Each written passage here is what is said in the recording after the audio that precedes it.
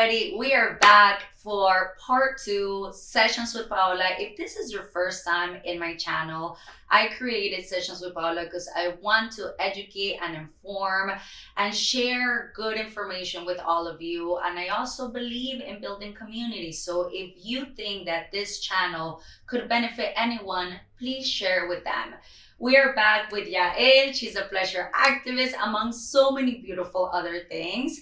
And we are talking about Latino sexuality. If you missed part 1, please go back and watch it because there's some good stuff in there. Today, I want to continue our conversation. Yael, we talked a little bit about machismo, marianismo, advocating for pleasure. And I was sharing with you how there's a lot of people who unfortunately see sex as duty or as an obligation. How can we shift duty, obligation to pleasure, fun?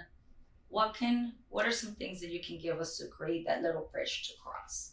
I think one thing that's important is that it's a huge mindfuck to have to undo, right? So this idea that sex is for someone, particularly for Latinas, right, in that in the gender spectrum, that it is for men, and so not something you're supposed to necessarily enjoy, that it doesn't matter what your experience is, that you do it because that's what someone else wants to keep the man. That all needs to also be part of the breakdown. The people who are seeking to revitalize or to connect to sexuality in a different way need to start to also be doing the work of you're worthy of pleasure, you're worthy of care, your experience matters. And that is so hard if the people you are fucking do not feel that way, right? And so there's different ways that this can go. When I work with clients who have difficulty receiving pleasure and being in their bodies, I seek to have them try different sensory activities, right? How do we play with touch and sensation? But I also ask them to set an alarm, because it's easy to be in your head and be like, well, I'm taking too long. This is not what I'm supposed to be doing. Maybe my partner's not having fun, all these different things that one gets in their head. And so to say, for 15 minutes, I'm going to enjoy receiving sensation that is pleasurable, not necessarily sex, right? It doesn't have to be. And so getting away from expectations of, well, how do we define these terms? What does it have to look like? And putting goals to it, but really starting with this slower threshold. I just want to enjoy what's happening to my body.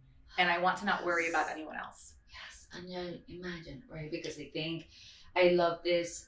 Everything that we teach, whether it's pleasure, mindfulness, just like you, I encourage my clients to do it outside of the sexual context. Mm-hmm. With many Latina women, especially, I have to literally teach them to relax.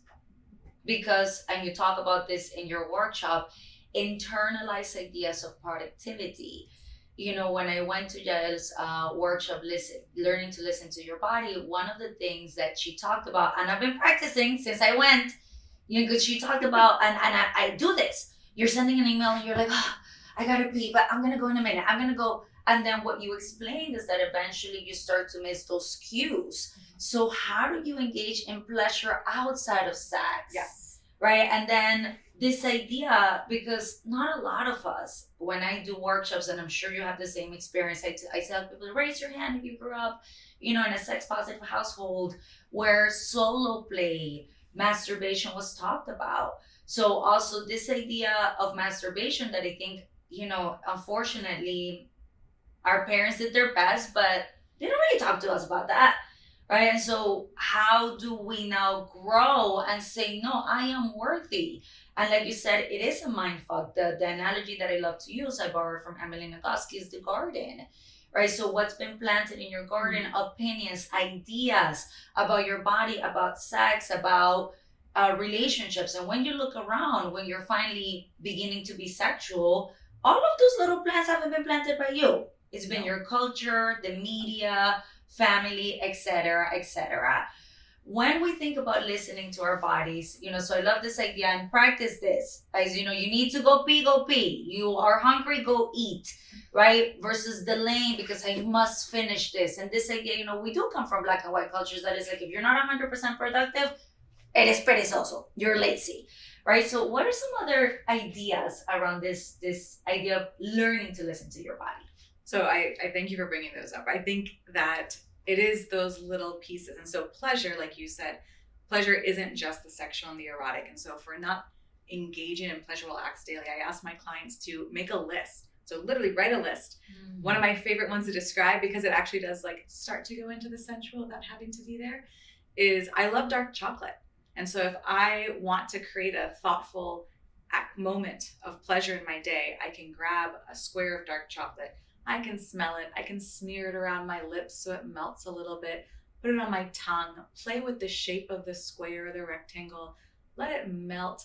Feel what it feels like on the top and on the sides. Swirl it around. And it becomes this sensory experience where I'm really enjoying this piece of chocolate. It's not just eating it. It is being with the chocolate.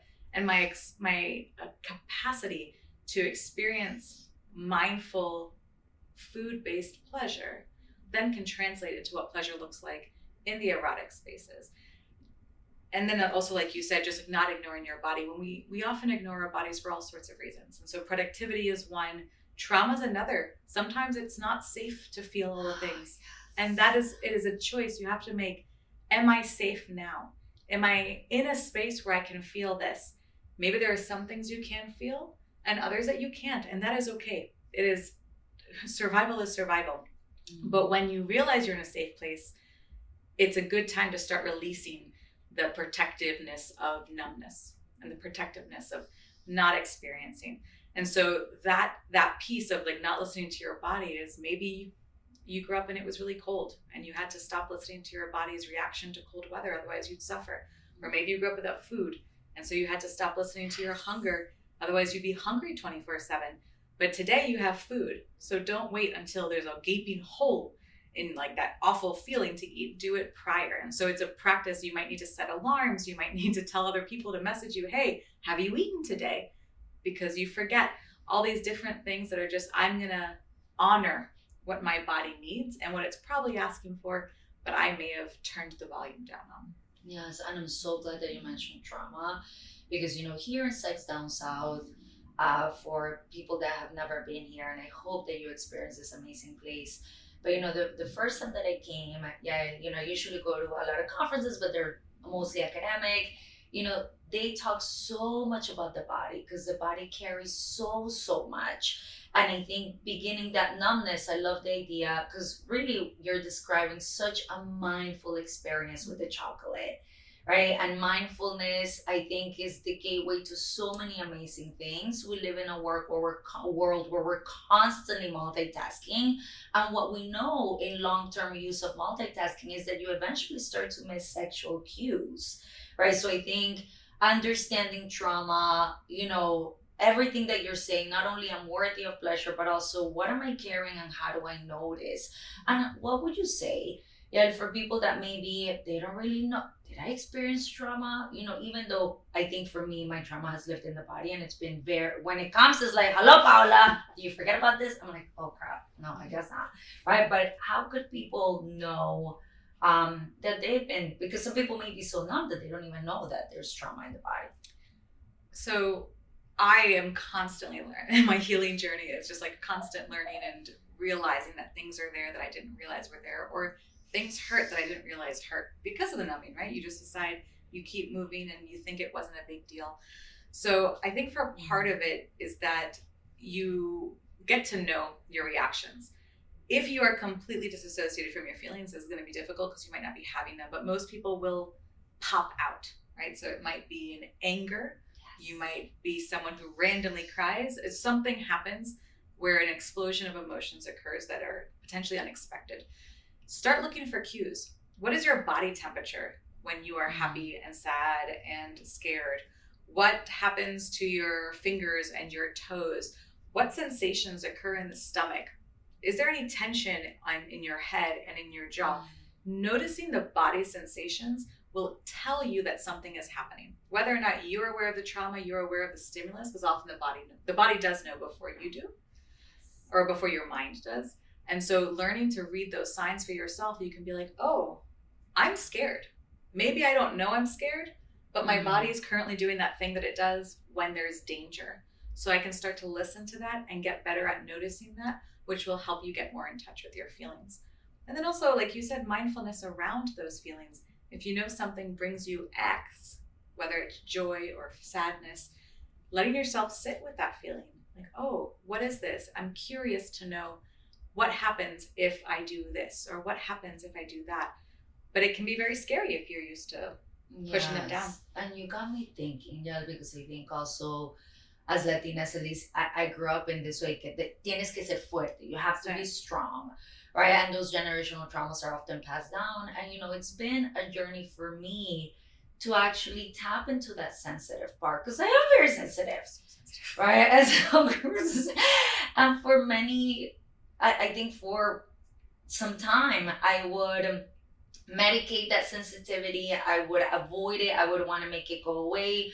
Because as Latinos, when we are growing away from those generational traumas, there's also a certain loyalty that we have to challenge within the family. What I notice with people that I'm doing my intake, I always ask them about family, and it always happens. They start to talk about their trauma, but they're like, "But my parents are great, and my parents." So I have to say, listen, give yourself permission to talk from that childhood perspective, right? Because I think when we're like, no, I don't agree with that, right? Like when I stopped going to church, there's a certain friction that you're creating with your family, and we grow up con tu familias todo, right? Family. So it takes, as you use the term mindfuck, it's true, right? There's so much that we have to challenge to grow away from that, and it's okay to create a little bit of friction for your own growth, because it is going to feel like you're being disloyal to the family. Yeah, you sent me this amazing article, and I want to bring it in because it talked about sexual identity, and it talked about so many Latina voices, and it really resonated with me because it talked about you don't have to know your sexual identity. You can continue to explore. Talk to us a little bit about the article. One, research. You do a lot of research, so wondering what you found there, but also the article. What are some things that you want to highlight and let our Latino people? Sure. Well, the article is just really sweet. People sent in their messages that they had for their fellow Latinas, and so you can go and see what they wanted to say. But when I was doing my research, I asked, what is your sexual identity? And I left it quite broad. I wanted people to explore that word. And I gave them what I do have a meaning of that. I mean, what is, of course, your sexual orientation is one, but where are you in the spectrum to kinky and vanilla, right? Where are you in that? Do you enjoy different activities that involve like bondage and domination? I asked, what is your partnership style? Are you monogamous? Are you non-monogamous? What does that look like? And so there's a bunch of different pieces to this. And some of the folks would say, I mean, sexual orientation was the first one that everyone kind of clinged to, but quite a few of them were like, I'm straight for now, right? I don't know yet, we'll see. And I loved that because particularly the younger ones, they were just open. They're like, well, you don't know. But I think before we had a lot of fear that if I said I'm X, then now I have to be X, right? I'm a lesbian, and so men are over, and oh no, now I like a man, the world is going to end. I wasn't supposed to like a man because I'm a lesbian. And so it makes it hard to explore different experiences and identities if you think that you then can't go back to other experiences. One thing is that you can always explore and not take on an identity, but also you can just change your identity. Yes, and take into account, because again, this idea that, for example, when I work with people from El Salvador, and their parents were in the middle of civil war, so some cultures are we survive or we die. So that black and white mentality kind of, you have to fit in a box. Yes. If you're this, you're this. So take into account all of those messages, all of that conditioning, because as you're doing this work, like you said, well, now I like this, and is that okay? In my house, it was that. It was either you're gay or you're straight, but there's nothing else, right? There was a complete acceptance of being gay or lesbian, but there was no acceptance for the gray. And I think it is a survival thing. Like, we need to be certain, we need to have control, we need to know exactly how to define something. Yeah. Otherwise, we don't know how we're going to move forward. And yeah. Last but not least, you talked about this idea of being Latina enough, which I thought was really interesting because, I live in Miami, And people often ask, I was born in Colombia, came here when I was 13, but they're like, oh, how many years have you been in the States? I'm like, oh, over 20 years. Ah, tú ya eres gringa, right? Like, oh, you're American. I'm like, well, no, I identify myself. I do, right? I'm bicultural, but, or queer enough. When you talk about enough, I want people to understand what you mean when you say that. Not being Latina enough, or that we have very specific scripts for how people can define themselves and what those boxes look like. So within Latinidad is encompassing of all the countries in Latin America that have Roman languages. So Spanish, French, and Brazilian. But people will use Spanish as a gatekeep. Like, oh, if you don't speak Spanish, if you're a Nosao kid, you don't count. You're not Latino enough. Yes. And then if you weren't born in Latin America, you're not Latino enough. If you don't dance well, you're not Latino enough. There's so many ways that people are left out. And it's not just us. I've done this work with all the identities at this point. Everyone, no one fits perfectly, not no one, but those boxes are not supportive. They're not caring. They do not create community. They create feelings of unworthiness. And so that ends up being a hurt point for so many people that I work with, that like, well, do I really count? Should I be in these spaces because I don't XYZ?